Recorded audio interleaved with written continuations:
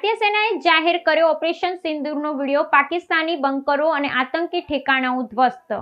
ભારતીય સેનાની ઉત્તરી કમાન્ડે ઓપરેશન સિંદૂર સાથે સંબંધિત એક વિડીયો જાહેર કર્યો છે, જેમાં નિયંત્રણ રેખાની પેલે પાર આવેલા આતંકવાદી ઠેકાણા અને પાકિસ્તાની સૈન્યના બંકરોને નષ્ટ કરવાના દ્રશ્યો દર્શાવવામાં આવ્યા છે।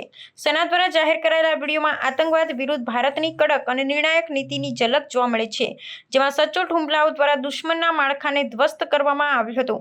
આ સૈન્ય કાર્યવાહી આ વર્ષે મે મહિનામાં પહેલગામમાં થયેલ આતંકવાદી હુમલાના જવાબરૂપે કરવામાં આવી હતી, જેમાં 26 નિર્દોષ નાગરિકોના મૃત્યુ થયા હતા।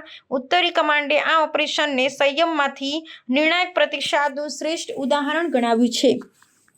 જારી કરાયેલા વિડીયોમાં અત્યાધુનિક ડ્રોન અને પ્રક્ષેપાસ્ત્રો દ્વારા આતંકવાદીઓના પ્રક્ષેપણ મંચો, લોન્ચ પેડ અને તેમના સુરક્ષિત બંકરો પર કરાયેલા સચોટ હુમલાના દ્રશ્યો છે, જેમાં આ ઠેકાણા સંપૂર્ણપણે નાશ પામતા દેખાઈ રહ્યા છે। આ વિડીયો દ્વારા ભારતીય સેનાએ સ્પષ્ટ સંદેશ આપ્યો છે કે આતંકવાદને જડમૂળથી નાબૂદ કરવા માટે સંપૂર્ણપણે પ્રતિબદ્ધ છે અને રાષ્ટ્રીય સુરક્ષા માટે કોઈપણ પડકારનો સામનો કરવા સક્ષમ છે।